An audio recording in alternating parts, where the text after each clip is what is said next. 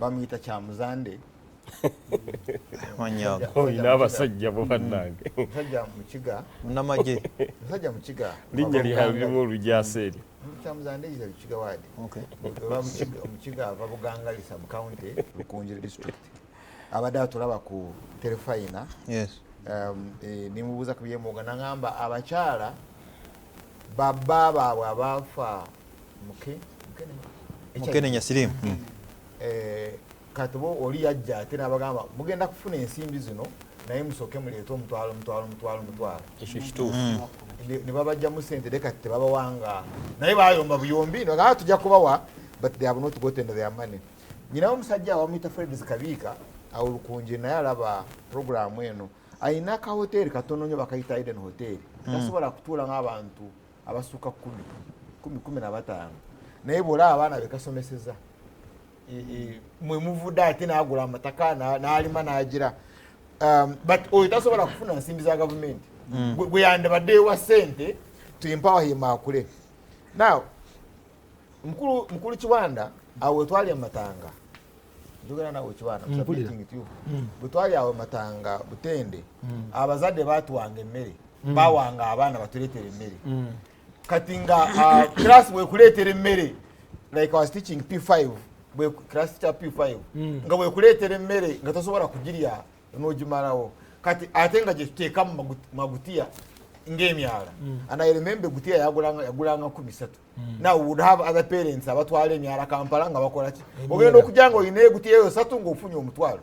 so bwe nagenda ogenda Makerere University nga nyina baaga gy'ensika y'enziga need a student naye nga nyina baaga y'enziga so yes I agree with you bw'oba oyina idea society ekuyamba as long as ng'oli mazima sente zino bazirya and they are right kuzirya because azireetera constituency nga anoonya mubaka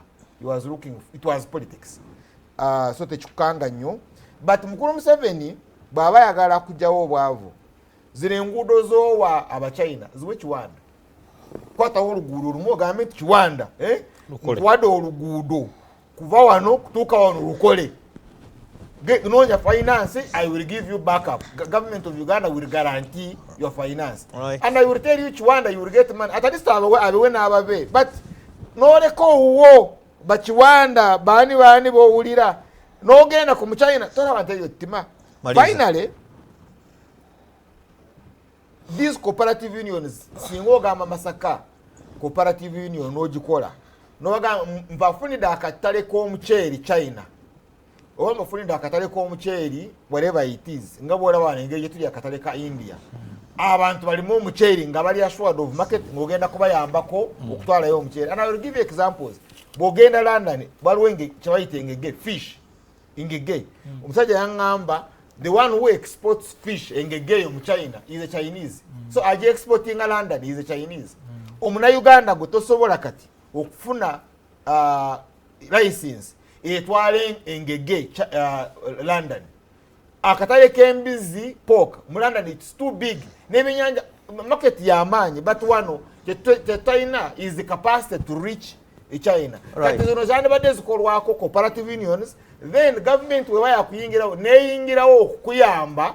abalimi bawano okufuna obutale but they don't do it now it is Chinese bebajja wano ate ne balima to export to China